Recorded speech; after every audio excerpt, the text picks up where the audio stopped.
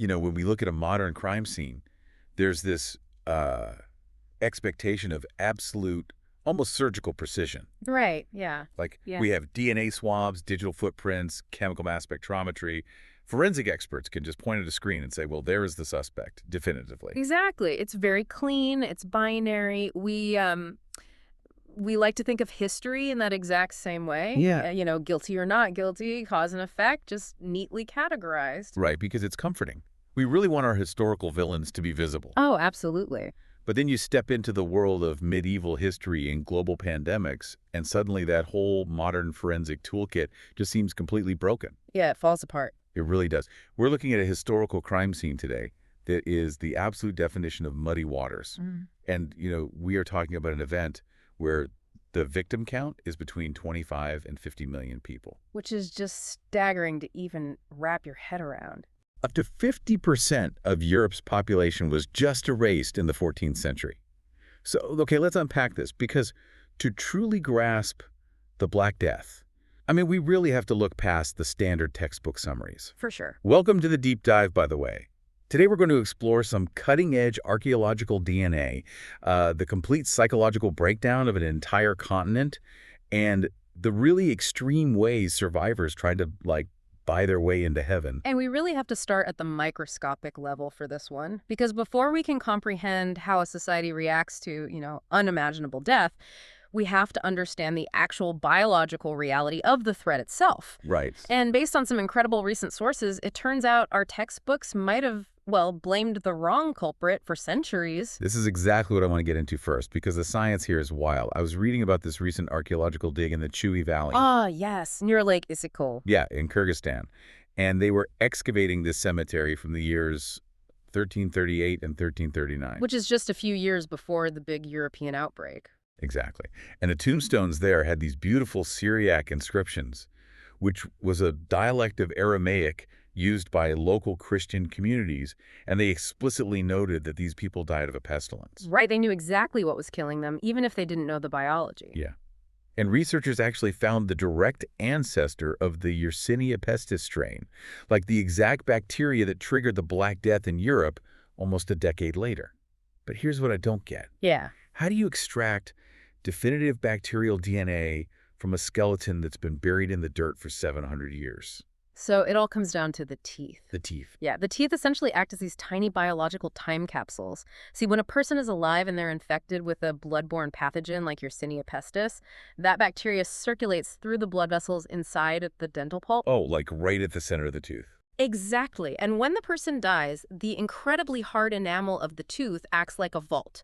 It just seals that dried pulp inside, protecting the DNA from, soil contamination, weather, environmental degradation for literally centuries. So they're literally mining ancient teeth. They are. Modern scientists drill into that pulp chamber, they extract the microscopic dust, and they use PCR polymerase chain reaction testing. Which we're all pretty familiar with now. Right, yeah.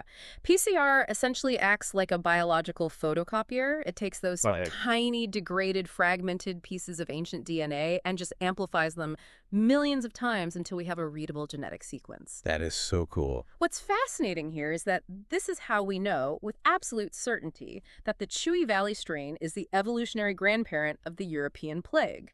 Okay, but wait, stop. Every textbook I've ever read since I was in middle school told me that the plague was brought to Europe by rats. The infamous black rats? Right. Black rats carrying infected fleas. Are you telling me that's just a myth? I'm telling you that the rats have been historically framed. No way. Yes. If we look at mathematical modeling published in 2018, researchers analyzed 9 major European plague outbreaks. And this stretches from 1348 all the way to 1813. Okay. They mapped out the speed and the pattern of how the infection spread. Now, a rat flea has a very specific behavioral pattern. It prefers rats. Makes sense. Right? It only jumps to a human when its rat host dies, and it has literally no other choice. Meaning the spread would be kind of slow. Exactly. A rat flea transmission model creates a very slow, localized statistical curve. The local rodent population has to get sick and die off first before the fleas even seek out humans. Oh, I see. But when they ran the numbers for 7 of those 9 major European outbreaks, the curve didn't match the rat model at all. Really? Yeah. The spread was incredibly rapid. It showed an exponential growth curve that moved exactly in tandem with human travel and trade. Oh my God. So it's like a horror movie where the call is coming from inside the house. It totally is. It wasn't the rats, it was us. It was us. The mathematical spread perfectly matches the transmission patterns of human fleas and human body lice. Ugh, wow. Yeah, in the cramped, totally unhygienic conditions of medieval Europe, we were our own vectors. The rats were largely just fellow victims. That is wild. I mean, in later centuries, you do see what are called rat falls, where rodents died en masse alongside humans. But the Black Death of the 1340s was human-to-human transmission, fueled by the parasites living in our own clothing. That is deeply unsettling, but it also completely changes how we think about the speed of this disease. And the genetic trail actually goes back even further, right? I saw there was that 2026 study in Nature looking at remains near Lake Baikal in Siberia. Right, yeah. They found Yersinia pestis DNA in the teeth of hunter-gatherers from 5,500 years ago. Which is ancient. Very. But that ancient strain didn't have the genetic mutation to survive in the gut of a flea yet. It was being transmitted by handling infected animals like marmots. Okay, so a different transmission method. Yeah, spreading through respiratory droplets mostly. It took thousands of years of microscopic evolution for it to become the flea-borne superkiller of the 14th century. So if this bacteria is spreading exponentially through human-to-human contact via lice and fleas, the speed of the outbreak in 1348 must have been just terrifying. Beyond terrifying. And this is where the biology slams right into the psychology. Because medieval people obviously had no concept of PCR testing or bacteria or vectors. Right, germ theory was centuries away. So when an invisible disease starts wiping out your town in a matter of days, and you have zero biological defense, what do? You seek a visible enemy. Yeah. It is a fundamental human reflex. A biologically driven panic creates an absolute vacuum of knowledge, and human nature just abhors a vacuum. So true. Into that void rush, desperation, rumor, and one of history's darkest societal breakdowns. You can actually see the leading minds of the time scrambling to fill that vacuum.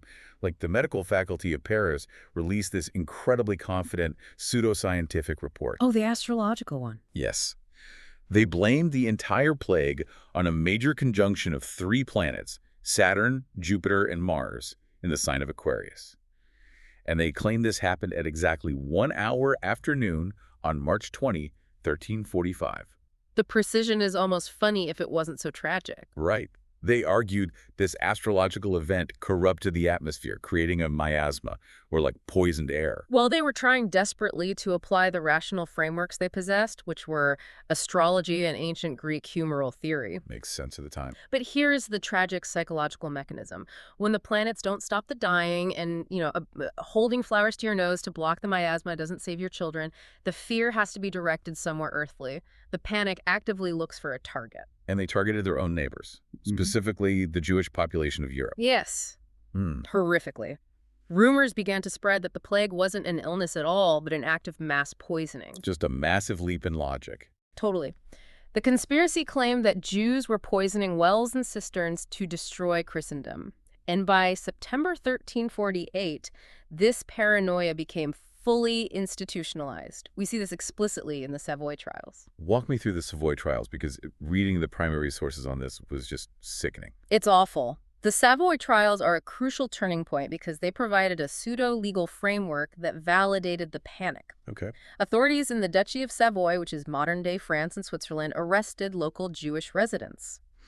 The interrogators essentially fed the accused a fabricated international conspiracy. He just made up. Entirely. And they used extreme physical torture, which the court documents chillingly refer to as being moderately put to the question to force the accused to confirm the narrative. Moderately.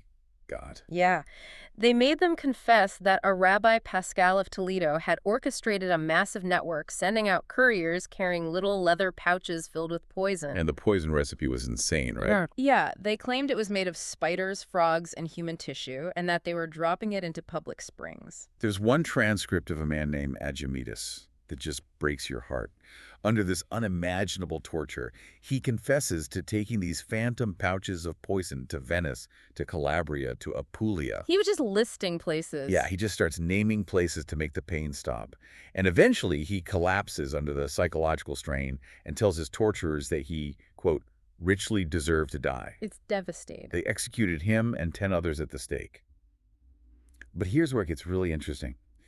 How do ordinary, supposedly pious people turn into monsters so quickly? Especially when there were powerful voices of reason trying to stop it. You're referring to the Pope, I assume. Exactly. Yeah. Pope Clement VI literally issued papal bulls. And these are official, legally binding decrees from the highest religious authority in Europe. And he pointed out the absolute sheer illogic of this conspiracy. He noted that Jewish people were dying of the plague just as quickly as Christians were. The disease clearly didn't discriminate. So why did local leaders just ignore the Pope?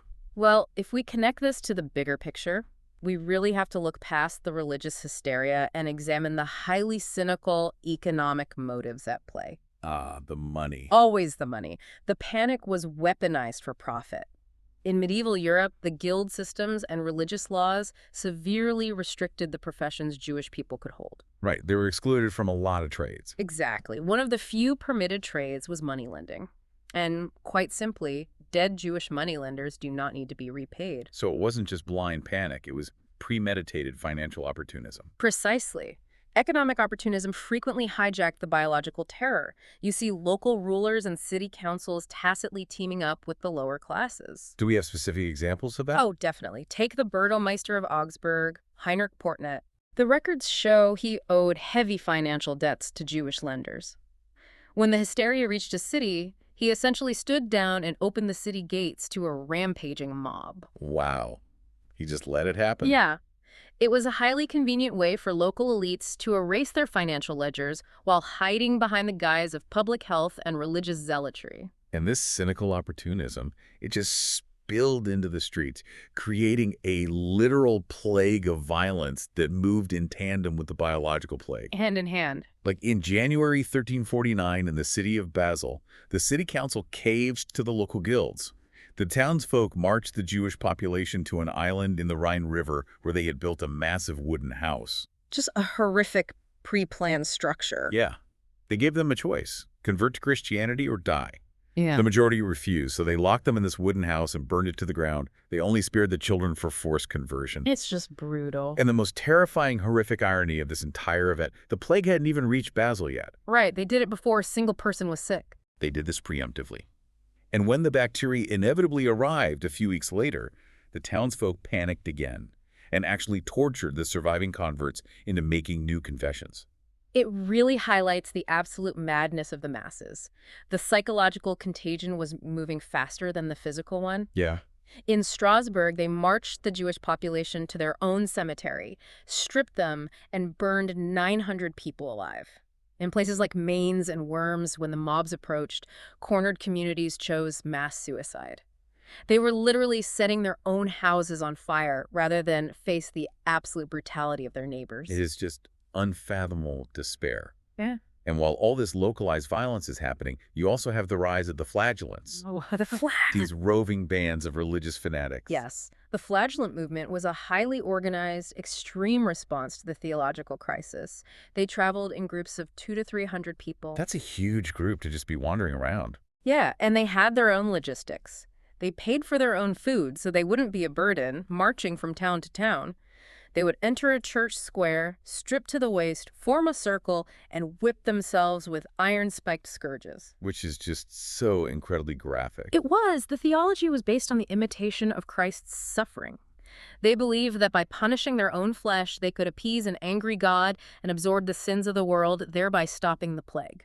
But the crowds were so caught up in the hysteria, they would literally dip their clothes in the flagellant's blood as if it were a holy relic. Right.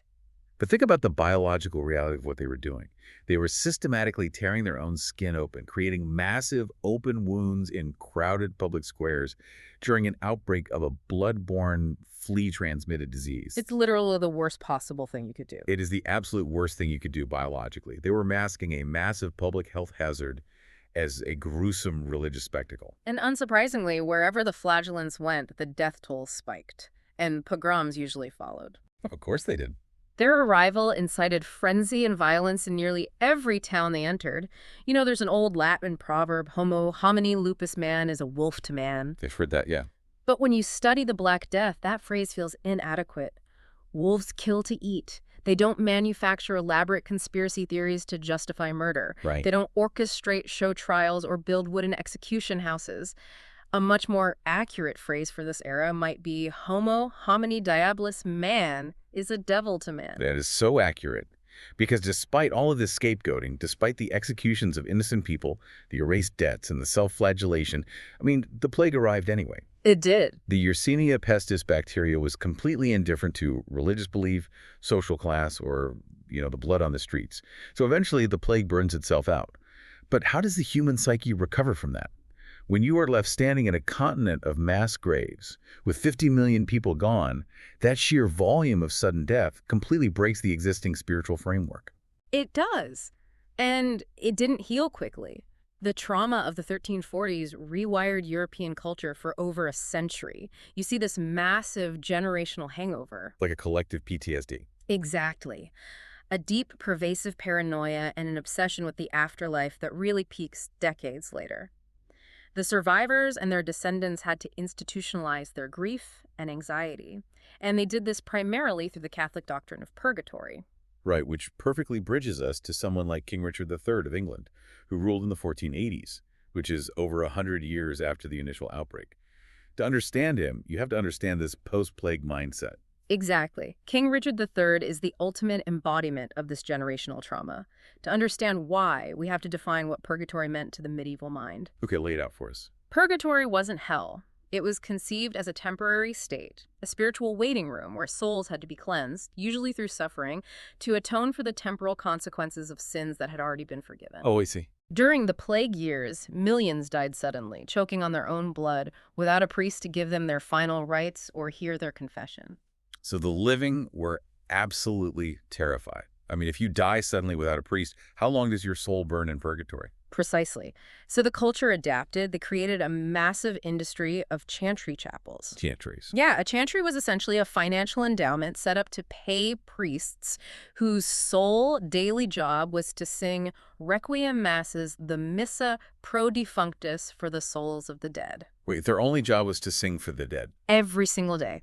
The belief was that the prayers of the living could actively shorten the suffering of the dead in purgatory. And Richard III poured staggering, almost incomprehensible amounts of wealth into this industry. He really did. The sources show he paid the friars in Richmond to sing 1,000 masses for the soul of his brother, Edward IV. He upgraded a local chantry at Middleham into a full college of 12 priests. That's a huge expense. It is. And he was in the planning stages of building this monumental, unprecedented chapel at York Minster that would employ 100 priests, all chanting in shifts. It was an entire economy built around managing the dead. And nowhere is Richard's obsession more poignant than his project at the Towton battlefield. Oh, this story is wild. It really is. The Battle of Towton took place in 1461 during the Wars of the Roses. It was fought in a blinding snowstorm, and it remains the bloodiest battle ever fought on English soil. Right. The historical accounts claim around 28,000 men died, and the bodies piled up so high that the local rivers literally ran red with blood. Because of the scale of the slaughter, those bodies lay in mass, unconsecrated trenches for 20 years. And Richard III actually paid out of his own pocket to have the dead from both sides, his allies from York and his enemies from Lancaster, exhumed. Both sides. Yeah, he had their bones respectfully reburied in consecrated ground and funded a chapel right on the battleground so priests could continuously pray for their souls. He was obsessed with a good death. He was terrified of a bad one. We even have his personal Book of Hours, a private prayer book that was found in his tent at the Battle of Bosworth Field where he died. It contained a specific, desperate prayer for deliverance, invoking St. Julian the Hospitaller. Which is such a fascinating detail. It is, because St. Julian is a Catholic saint known specifically for being forgiven by Christ, even after committing the sin of murder. It is a deeply revealing piece of evidence. This raises an important question, though. It shows a man, and by extension a culture, seeking absolute assurance of salvation in a world that felt incredibly violent and arbitrary. So what does this all mean? When you look at the sheer scale of this religious infrastructure, from the local chantry priest to a 100-man choir at York, it's almost like an afterlife insurance policy. That's a great way to put it. You're essentially funding an entire spiritual startup, You're hiring hundreds of employees to constantly generate spiritual capital for your soul because the physical world has proven itself to be so terrifying and unpredictable. And that raises an important question about how we, in the modern day, view medieval piety. How so? Well, it is very easy for a modern observer to look at planetary alignments or flagellants or a king buying 1,000 masses and just dismiss all of it as blind superstition. Sure, yeah. But it wasn't just superstition. It was a highly organized, desperately needed system of grief management. By funding these chantries, they were ensuring that even if you died violently in battle or suddenly in a microscopic pandemic, someone was still actively praying for you. That's powerful. It was their way to maintain a connection with the dead in a world that had been completely shattered by mortality. It really connects the dots. We've traveled a massive historical distance today. We started with microscopic Y. Pestis bacteria, safely locked inside the dental pulp of a 700-year-old tooth in Kyrgyzstan. We covered a lot of ground. We did. We traced how human body lice carry that bacteria exponentially across trade routes. We walked through the absolute horrific depths of human psychology in the Rhineland, watching society tear itself apart to find a scapegoat. And we ended with an English king a century later trying to employ 100 priests to buy his way out of the trauma. It shows us that pandemics aren't just biological events. Not at all. They are the ultimate stress tests of human morality. They strip away the veneer of civilization, exposing both our absolute worst instincts for cruelty and our most desperate, institutionalized hopes for spiritual salvation. And I think it leaves us with something crucial to consider. We now know that amplifying ancient DNA from a tooth in a 5,500-year-old Siberian grave can completely rewrite our understanding of how the world's most infamous disease actually spread. Right. We used to blame the black rat with absolute certainty, and now the evidence points squarely to our own human parasites. It forces us to ask what deeply held fundamental truths about our own modern-day societal panics, our medical crises, or even our historical villains will be completely overturned by scientists 500 years from now when they look back at our fossilized data. It really makes you wonder. We look at our modern DNA swabs, our digital models, and our pristine crime scenes, and we think we have absolute precision. We think we have it all figured out cleanly. But maybe, centuries from now, they'll look back at our perfectly categorized world and realize that our diagnostic landscape was just as murky as the medieval one.